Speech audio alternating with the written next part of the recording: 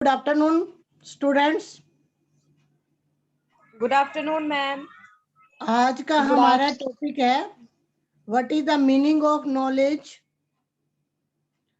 Method of acquiring knowledge.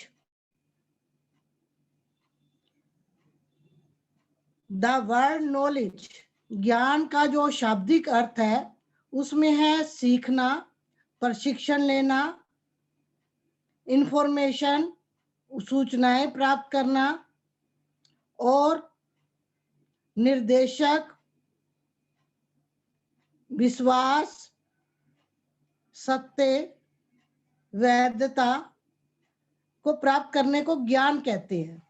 Knowledge is light, knowledge ज्ञान जो है एक प्रकाश है।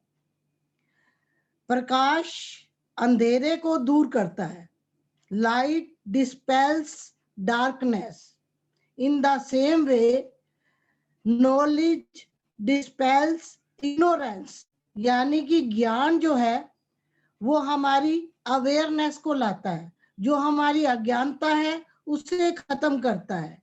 ज्ञान जो है हमें अंधेरे से बाहर ले आता है। ज्ञान एक प्रकाश है। ज्ञान के बिना हम अंधेरे में रहते हैं और हमें जो है जागरूकता नहीं रहती, हम अवेयर नहीं होते और हम अनजान बने रहते हैं किसी भी चीज के लिए।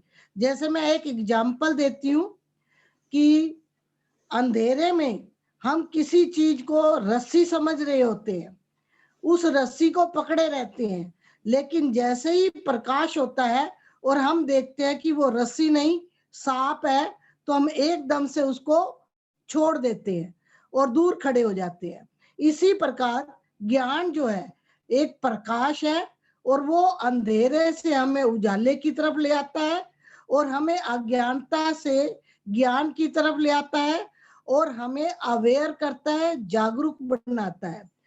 नॉलेज जो है वो एश्योर्ड बिलीव, यानी कि जिसमें हम विश्वास के साथ कह सकते हैं कि ये ज्ञान है। ज्ञान में विश्वसनीयता है, प्रयोगात्मकता है, सत्यता है, वैधता है और ये सार्वभौमिक है। ज्ञान के जो करैक्टर है वो है नंबर 1, आप नोट कर सकते हो। ज्ञान के करैक्टरिस्टिक, ज्ञान की विशेषताएं। Number 1, it is rational in nature. ज्ञान का जो प्रकृति है वो तार्किक है। विदाउट ज्ञान का जो विस्तार है वो तार्किक विश्लेषण का महत्वपूर्ण स्थान है। प्रत्येक घटना में हम विश्लेषण करके ही नवीन विचारधारा को जन्म देते हैं, क्योंकि अगर हम कोई भी प्रत्यक्षवादी, कोई भी उपस्थित चीज का जो हम ज्ञान प्राप्त करते हैं या सूचनाओं के द्वारा या आंकड़ों के द्वारा या तथ्यों के द्वारा, लेकिन हम उसको उसकी वैधता को अनुभव करते हैं, वैधता को, सत्यता का पता लगाते हैं। वो तर्क के द्वारा प्रश्न पूछकर, जिज्ञासा करके उसमें तर्क के आधार पर उसकी सत्यता, वैधता को प्रकट करते हैं। तो ज्ञान जो है उसकी प्रकृति जो है वो तार्किक है। It is rational in nature. Second point है इसका, जो ज्ञान की विशेषता है, thought is the raw material for knowledge. Thought is the raw material for knowledge. ज्ञान, विचार जो है वो ज्ञान का कच्चा माल है, कच्चा पदार्थ है। विचार ज्ञान का रॉ मटेरियल है, अर्थात कच्चा माल है। विदाउट थॉट, विदाउट विचारधारा, विचारधारा के बिना ज्ञान की प्राप्ति संभव नहीं है। किसी भी ज्ञान को प्राप्त करने के लिए चिंतन का होना जरूरी है। चिंतन नहीं करेंगे तो ज्ञान प्राप्त नहीं कर सकते।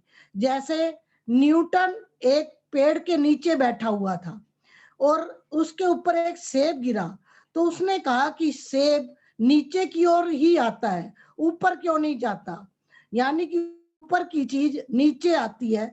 तो इस तरह से उसने चिंतन किया, विचार किया तो उसे न्यूटन का सिद्धांत, गुरुत्वाकर्षण का जो उत्कर्षण का जो सिद्धांत है उससे पैदा हुआ। तो ज्ञान जो है चिंतन पर आधारित है, विचारधारा पर आधारित है।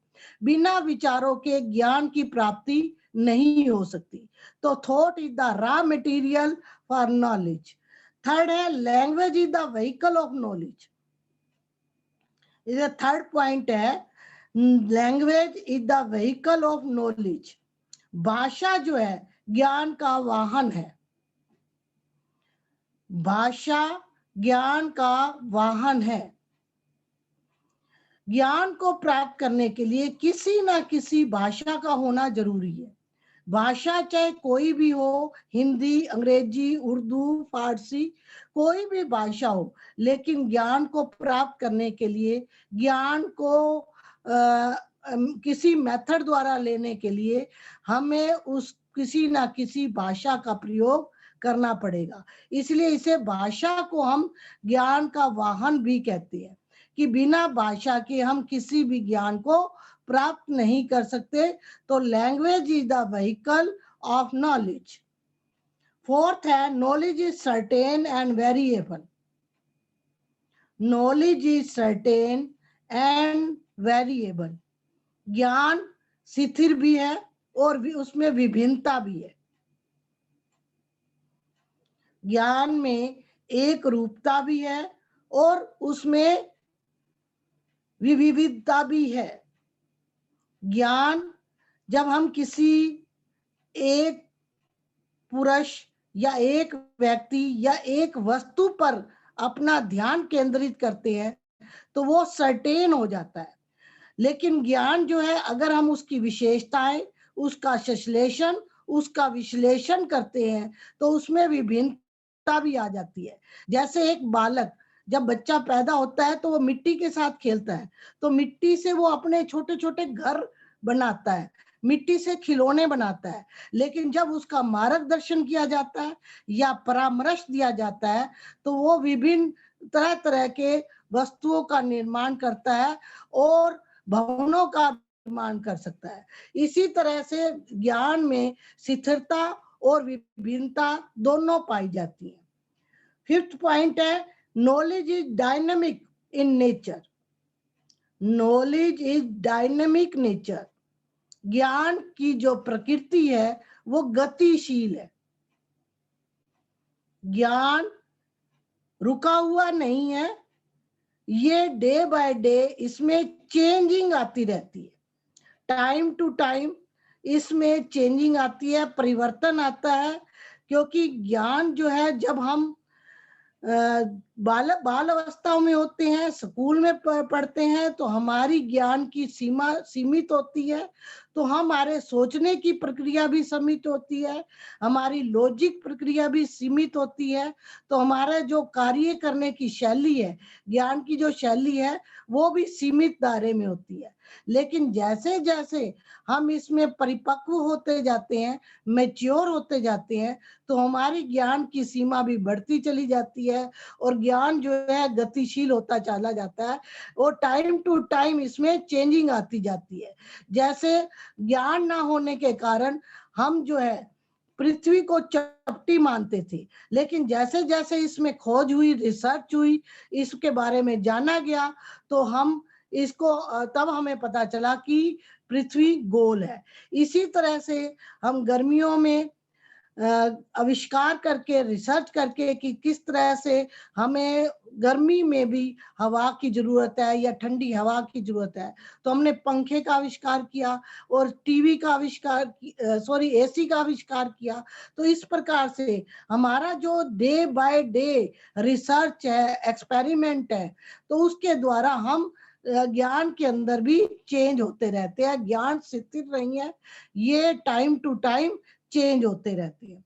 फिर है it is based on human experience. Next point, it is based on human experience.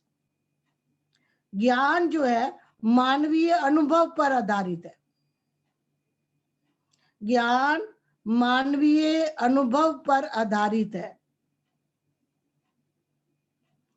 For example, जैसे डॉक्टर है या कोई इंजीनियर है, वो कोई ना कोई रिसर्च करता रहता है, कोई ना कोई एक्सपेरिमेंट करते रहते हैं, या कोई टीचर भी है तो वो पढ़ाने के स्टाइल को चेंज कर करके स्टूडेंट के लेवल तक पहुंचते हैं, स्टूडेंट के माइंड तक पहुंचते हैं। तो जब तक हम किसी के माइंड तक नहीं पहुंचते या उसका उपचार नहीं करते या किसी वस्तु में आविष्कार नहीं करते, उसका अनुभव नहीं लेते, तब तक हम उसको अधूरा मानते हैं ज्ञान को। ज्ञान जो है, नॉलेज जो है वो स्पिरिचुअल भी है, नॉलेज जो है वो मेटलिस्टिक भी है। जब हम किसी भी मनुष्य को उसके बारे में जानकारी लेते हैं तो वो अपने अनुभव बताता है कि मेरे अनुभव द्वारा, क्योंकि मैंने इसका एक्सपेरिमेंट किया या मैंने इसके ऊपर कोई कार्य किया, तो वो अनुभव के द्वारा अपना ज्ञान बताता है। तो ज्ञान जो है वो ह्यूमन एक्सपीरियंस पर भी डिपेंड करता है, क्योंकि इसका आधार, इसका बेस मानवीय अनुभव पर आधारित है। और मनुष्य का अनुभव समय समय पर मैच्योर होता है, और जब वो मैच्योर होता है तो उसके अंदर तरह तरह के मेथड्स बनते हैं, और वही मेथड दूसरे मनुष्य के प्रति ट्रांसफर होते हैं। तो ये ह्यूमन एक्सपीरियंस जो मानवीय अनुभव है, वो भी ज्ञान को प्रदान करने का एक साधन है। नेक्स्ट पॉइंट है, it is both objective and subjective. It is both objective and subjective, यानी कि ज्ञान जो है व्यक्तिनिष्ठ भी है और वस्तुनिष्ठ भी है। जब हम किसी मनुष्य के व्यवहार में परिवर्तन देखते हैं या उसके व्यवहार शैली को देखते हैं और उसमें तरह तरह का ज्ञान से परिवर्तन आता है, तो वो हम ऑब्जेक्टिव के रूप में देखते हैं। और जब हम किसी विशेष किसी चीज को जनरलाइज करते हैं, सामान्य करते हैं, तो वो ऑब्जेक्टिव में आ जाता है। लेकिन जब हम सब्जेक्टिव किसी जनरलाइज को वस्तुनिष्ठ में ले आते हैं, यानी कि जनरलाइज से हम कोई रूल रेगुलेशन बनाते हैं, तो वो हमारे लिए सब्जेक्टिव हो जाता है। तो ज्ञान जो है ऑब्जेक्टिव भी है और सब्जेक्टिव भी है। हम इसको इंडक्टिव और डिडक्टिव भी कह सकते हैं, यानी कि किसी जनरलाइज का अध्ययन करके हम उसके प्रति को रूल या प्रिंसिपल बनाते हैं, सिद्धांत बनाते हैं, नियम बनाते हैं। और या हम जो नियम और सिद्धांत के आधार पर किसी जनरलाइज करते हैं, सार्वभौमिक करते हैं, तो हम इसलिए कहते हैं कि नॉलेज जो है वो सब्जेक्टिव और ऑब्जेक्टिव दोनों है। हम किसी वस्तु पर इसका इस्तेमाल करते हैं तो ये सब्जेक्टिव हो जाता है, किसी मनुष्य पर करते हैं तो ये ऑब्जेक्टिव हो जाता है। इसी तरह से ज्ञान जो है वो दोनों पर डिपेंड है, दोनों पर है। उसके बाद है the foundation of knowledge are meaning of words, term, concept. The foundation of knowledge are meaning of words, term, concept. ज्ञान की जो नींव है वो है शब्दों का अर्थ। किसी ज्ञान या किसी टॉपिक की परिभाषा या उसका मीनिंग, उसका अभिप्राय, उसका संश्लेषण, विश्लेषण, ये ज्ञान की नींव है। बिना किसी शब्द का अर्थ जाने हम ज्ञान प्राप्त नहीं कर सकते, और बिना शब्द के अर्थ को जानने के बाद उसको हम उसकी टर्म नहीं पहचानते, तब भी हम ज्ञान की नॉलेज नहीं ले सकते। फॉर एग्जाम्पल, किसी फैक्ट्री में हमने किसी चीज का उत्पादन करना है, तो हमने उसके संश्लेषण और विश्लेषण भी देखने हैं कि क्या उसमें गुण है और क्या उसमें दोष है, और उसका रूप आकार कैसा हो सकता है। तो हम उसके शब्दों का अर्थ, उसकी टर्मिनोलॉजी और उसका कंसेप्ट को क्लियर किए बिना ज्ञान प्राप्त नहीं कर सकते। तो ज्ञान की जो नींव है वो meaning of words, term and concept पर आधारित है। इसके बाद आता है the structure of knowledge is based on facts and value. किसी भी ज्ञान का स्ट्रक्चर, किसी भी ज्ञान का स्ट्रक्चर उसके मूल्य और आंकड़ों पर आधारित है। यानी कि हम किसी ज्ञान के बारे में पूरी तरह से उसको फिजिकल जानने के लिए हम मूल्यों और आंकड़ों को जानना बहुत जरूरी है, क्योंकि ये फैक्ट जो है हमारे को ओरिजिनल सिस्टम प्रदान करते हैं, किसी ऑर्गेनाइज सिस्टम से आधारित होते हैं, कि जो मूल्य और आंकड़े हैं, जो तथ्य हमें मिलती है, जो इंफॉर्मेशन मिलती है, उसका मीनिंगफुल होल, यानी कि उसका पूरा सरल सर्व ज्ञान लेना, उसके लिए हमें मूल्यों और आंकड़ों पर निर्धारित होना पड़ता है किसी भी ज्ञान के लिए। तो ज्ञान का जो स्ट्रक्चर है वो फैक्ट्स और मूल्य पर आधारित है, इंफॉर्मेशन पर आधारित है, और इसके आधार पर हम उसका ऑर्गेनाइज्ड जो सिस्टम है वो हम अपने उस फैक्ट के द्वारा उसका मीनिंग प्राप्त करते हैं। तो जो इसका स्ट्रक्चर है नॉलेज का, उसका बेस क्या है? मूल्य और आंकड़े। क्योंकि व्यक्तिगत मूल्य भी उसमें आ जाते हैं किसी भी रिसर्च का, किसी भी कार्य को करने के लिए, और उसके आंकड़ों पर तो आधारित होता ही है।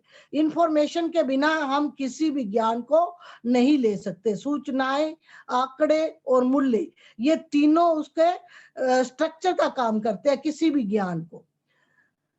इसके बाद आपका आता है methods of acquiring knowledge. Knowledge को प्राप्त करने की विधियां क्या है? नॉलेज हम किन किन लोगों से प्राप्त कर सकते हैं, कैसे प्राप्त कर सकते हैं? सबसे पहला पॉइंट है appeal to authority. Appeal to authority, किसी सत्ताधारी के द्वारा। इसका मतलब यह है कि जिसको इस फील्ड में, किसी एक विशेष स्पेशल फील्ड में प्रॉपर नॉलेज हो, उसको माइन्यूटली उसकी नॉलेज हो। जैसे एक टीचर है, टीचर जो पढ़ा रहा है, तो उसे उस सब्जेक्ट के बारे में, उसे उस विषय के बारे में पूरी नॉलेज है, तभी वो आपको पढ़ा रहा है। तो आप उससे, विद्यार्थी उससे पढ़ रहे हैं, यानी कि उस टीचर के पास उस विषय पर अथॉरिटी है। फॉर एग्जाम्पल, कोई डॉक्टर है, वो आगे आने वाले जो डॉक्टर बन रहे हैं उनको सिखाते हैं, उनको लर्निंग कराते हैं, उनको अपना सब्जेक्ट, तो उन डॉक्टर के पास पहले से ऑलरेडी अथॉरिटी है कि वो आगे डॉक्टर बनना है। ऐसे ही एक टीचर जो है वो आगे जो टीचर बनाता है, प्यूपिल टीचर को तैयार करता है, तो उसके पास एक अथॉरिटी है बीएड टीचर करवाने के लिए। इसी तरह से कोई इंजीनियर बनना चाहता है, तो वो जो विशेष इंजीनियर है, किस स्पेशल फील्ड में, उसको ये अथॉरिटी है, और वो उस अथॉरिटी से अपना दूसरों को ज्ञान प्रदान करता है। तो वो है अपील टू अथॉरिटी, यानी कि सत्ता के द्वारा, यानी कि उसके उसके ऊपर मास्टरी है, उसके ऊपर उसको स्पेशल ज्ञान है, या उस फील्ड के प्रति उसे पूरी नॉलेज है, संपूर्ण नॉलेज है। तो वो अपनी नॉलेज को, ज्ञान को दूसरों को देता है, तो उसे हम कहते हैं अपील टू अथॉरिटी, यानी कि सत्ता के द्वारा, यानी जिसको उसके प्रति सत्ता प्राप्त है, वो उस सत्ता के द्वारा, अपनी उस अथॉरिटी के द्वारा दूसरों को ज्ञान प्रदान करना अपील टू अथॉरिटी कहलाता है। सेकंड है appeal to tradition. Appeal to tradition यानी कि परंपराओं के द्वारा हमारे लाइफ में तरह तरह की प्रॉब्लम्स आती हैं, तरह तरह की समस्याएं आती हैं डेली वे में। तो हम जो डेली वे में हमारे पास समस्याएं आती हैं, तो हम जो पूर्वजों द्वारा या प्राचीन काल से जो परंपराएं चली आ रही हैं, हम उसको फॉलो करके उस समस्या से निकलते हैं। तो परंपराएं जो है वो जरूरी नहीं है कि ठीक भी हो, जरूरी नहीं है वो सत्य भी हो, जरूरी नहीं है कि वो आपको उस समस्या से बाहर निकाले। कुछ परंपराएं ऐसी हैं जो सत्य नहीं है, जिनको हम अपना नहीं सकते डेली वे में, और कुछ परंपराएं ऐसी हैं जो हमारे पूर्वजों द्वारा बनाई गई है, प्राचीन काल से चली आ रही है, उनसे हम अपनी समस्याओं का हल निकाल सकते हैं। तो इस तरह से ये हम कहेंगे कि हमारे को जो हम मेथड एक्वायर करते हैं वो ट्रेडिशन यानी कि परंपरा के द्वारा भी हम अपनी डेली वेजेस की समस्याओं का हल करने के लिए परंपराओं का भी सहारा लेते हैं। लेकिन मैं इसके लिए पूरी तरह से नहीं कह सकती कि कुछ परंपराएं ऐसी हैं, कुछ ट्रेडिशन ऐसे हैं जो रोंग है यानी कि गलत है, जिनको हम रिजेक्ट कर चुके हैं।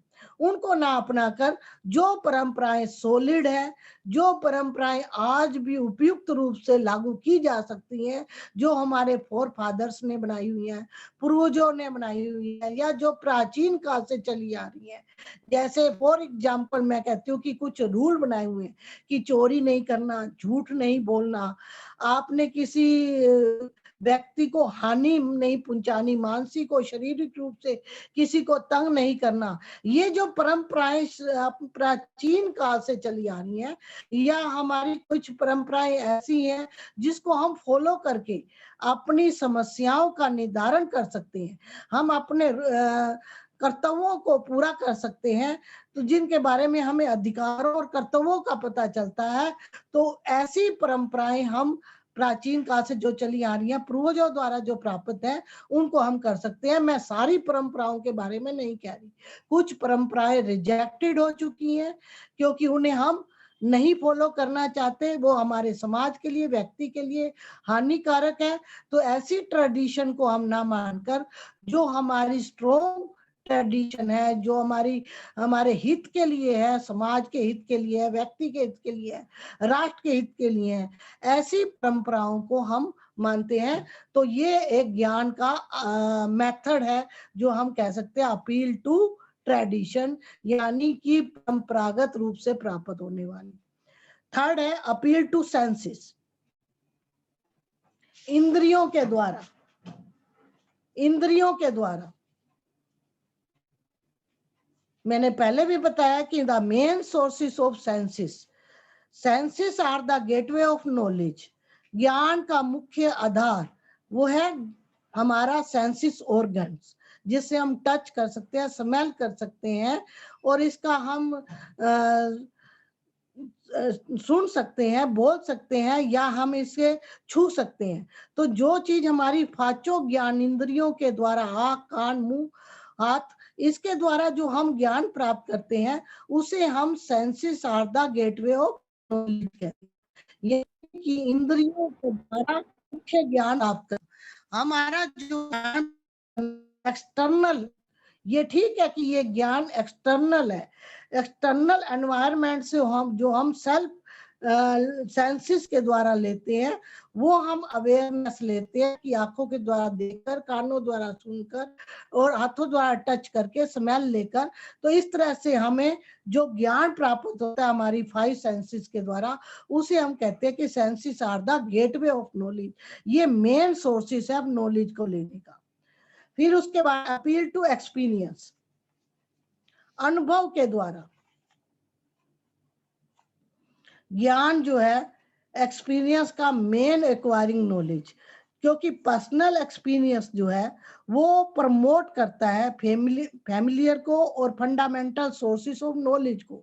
हमारे डे बाय डे लाइफ में जितना भी हमारा एक्सपीरियंस होता है कई चीजों के बारे में, तो उस अनुभव को हम दूसरे में ट्रांसफर करते हैं, उसे हम ज्ञान कहते हैं। कि हमारा जो पर्सनल अनुभव है, या जो हमारा फैमिली का अनुभव है, या हमारे फंडामेंटल सोर्स है जो नॉलेज का, हम उस नॉलेज को जब दूसरों को ट्रांसफर करते हैं, अपने अनुभव को, तो ये अनुभव द्वारा प्राप्त किया हुआ ज्ञान है। फिर उसके बाद है इंट्यूशन।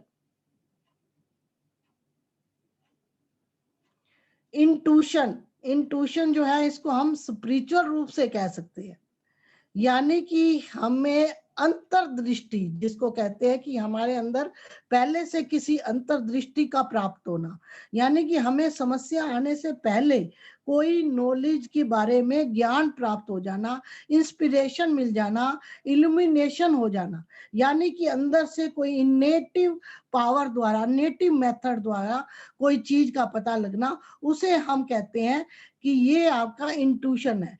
ये आपकी मेंटल फैकल्टीज का है, कि हम अपने दिमाग के द्वारा इंट्यूशन लेते हैं, हमारे अंदर कोई विचार अंतर्दृष्टि से प्राप्त होता है तो हम उसको इंट्यूशन कहते हैं। जो हमारे अंदर से इनेटिव मेथड आता है, यानी कि कोई इंस्पिरेशन आती है, कोई प्रेरणा आती है, उसके द्वारा जो ज्ञान प्राप्त होता है उसे हम इंट्यूशन कह सकते हैं। फिर है कंसंट्रेशन एंड मेडिटेशन, ध्यान केंद्रित और साधना के द्वारा। कंसंट्रेशन एंड मेडिटेशन, ध्यान केंद्रित द्वारा या साधना के द्वारा। कंसंट्रेशन जो है वो एक एक्टिविटी ऑफ माइंड, दिमाग की क्रिया है। कंसंट्रेशन, कंसंट्रेशन जैसे कि हम किसी एक वस्तु पर, जैसे कैंडल लाइट की फ्लेम पर हम एक टक देखते रहते हैं और उससे हमें जो बड़े लंबे समय तक कोई चीज देखने पर हम कोई इमेज बना लेते हैं, या कोई हमें डायरेक्शन मिलता है, या हम फोकस कर देते हैं किसी फिजिकल पर, वस्तु पर, तो उससे जो हमें ध्यान की एक चेष्टा मिलती है, ध्यान साधना मिलती है, तो उससे जो ज्ञान प्राप्त होता है वो हम कहते हैं कंसंट्रेशन। और मेडिटेशन, जब हम किसी एक इमेज या एक मंत्र पर या एक आइडिया पर अपनी पूरी कंसंट्रेशन लगा देते हैं, उस पे उससे जो हमें नॉलेज मिलती है उसे हम, ये इंडिविजुअल पर डिपेंड करती है, क्योंकि ये मेडिटेशन और कंसंट्रेशन ये जो है वैसे तो नॉलेज का फाउंडेशन है, नॉलेज का जो नींव भी है वो कंसंट्रेशन और मेडिटेशन पर ही डिपेंड करती है, कि ध्यान केंद्र और साधना के द्वारा।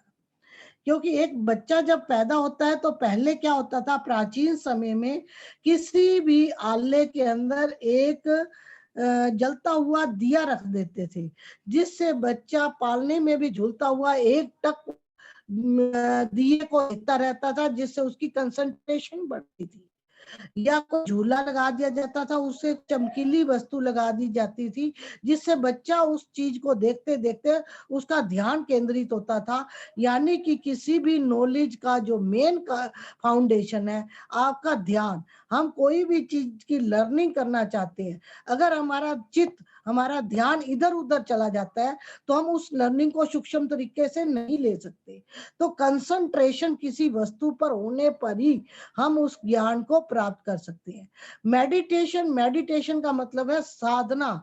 हम किसी एक विचार, एक मंत्र या एक इमेज पर अपनी पूरी साधना की समाधि लगा लेते हैं, तो वो जो अंदर से इंटरनल पावर आपकी जागृत होती है, एक अंदर से इंटरनल जो शक्ति प्राप्त होती है, वो भी ज्ञान प्राप्त करने का एक साधन है। जैसे स्पिरिचुअल में कहा गया है कि जितना हम समाधि में बैठेंगे उतनी हमारी जो नॉलेज है, ज्ञान की धारा ऊपर से आती है, अमृत धारा आती है, जिसके द्वारा हम साधना के द्वारा और हमारे अंदर से ही ज्ञान प्राप्त कर सकते हैं।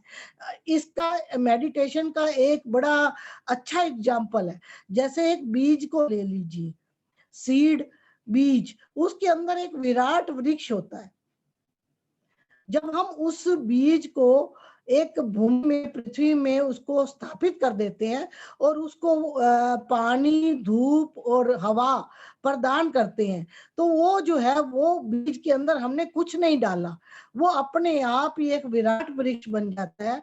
इसी तरह से को जब हम कंसंट्रेशन और मेडिटेशन सिखा दिया जाता है, ध्यान धारणा और साधना सिखा दी जाती है, तो बच्चे के अंदर ही ज्ञान की शक्तियां हैं और वो उससे ज्ञान प्राप्त कर सकता है।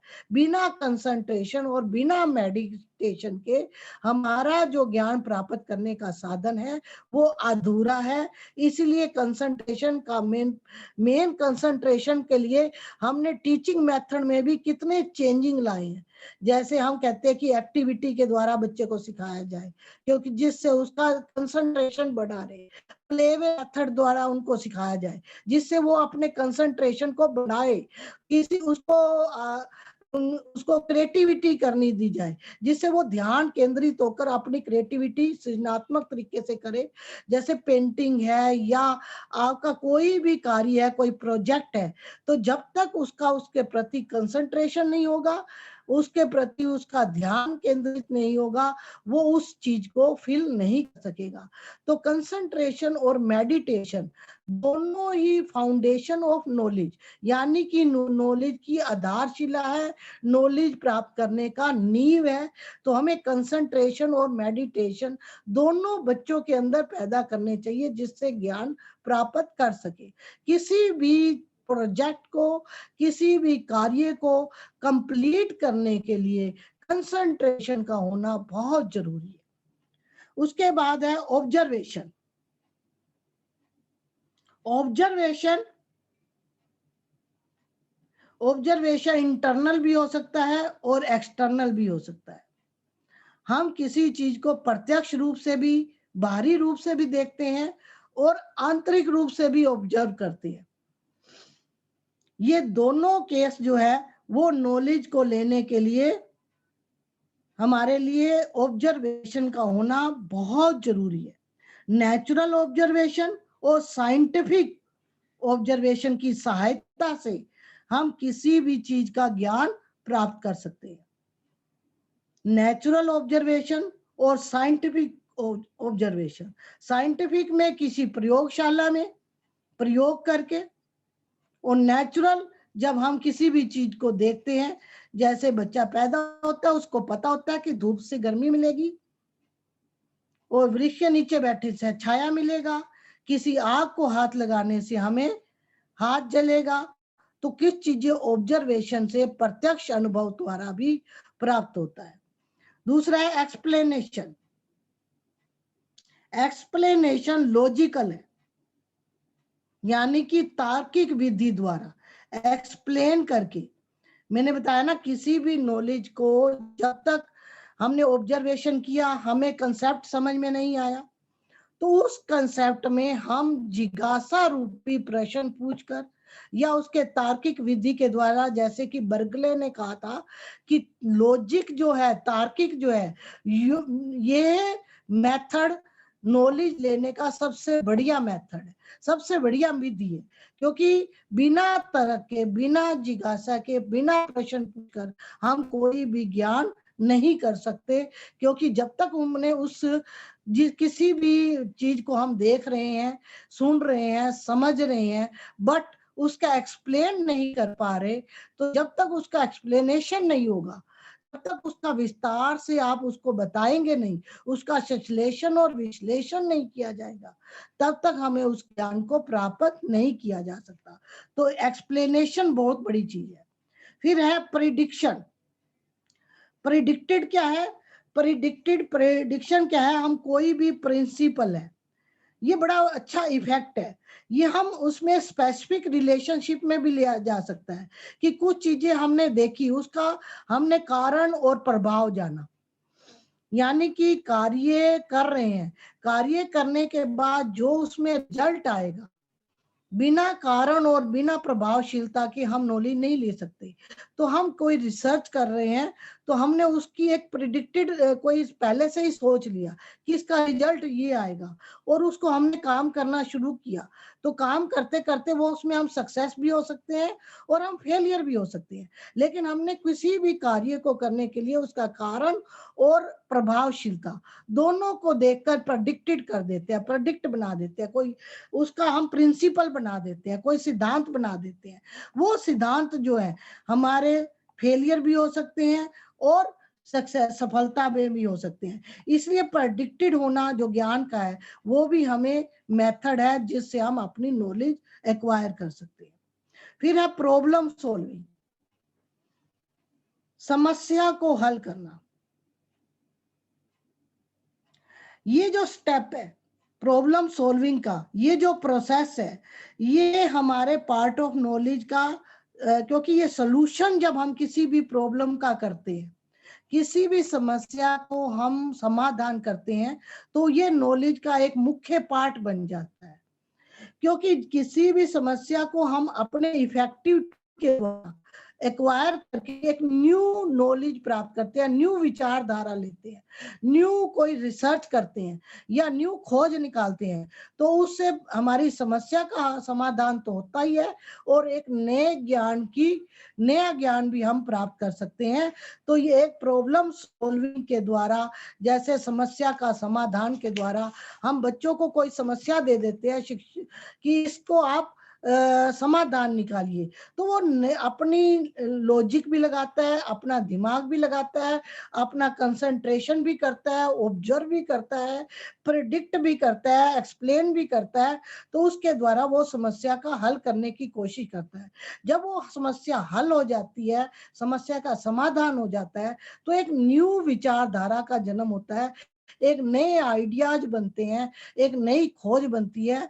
तो ज्ञान का एक जो हम मेथड है वो भी है प्रॉब्लम सॉल्विंग। आज के लिए मेरा इतना ही टॉपिक है, एक्वायर नॉलेज। मैं एक बार फिर दोबारा से रिपीट कर देती हूँ। Appeal to authority, appeal to tradition, appeal to senses, appeal to experience, intuition, concentration and meditation, observation, explanation, prediction और प्रॉब्लम सॉल्विंग। इससे हम, ये मेथड है जिससे हम अपने नॉलेज को एक्वायर कर सकते हैं। किसी बच्चे को कुछ पूछना हो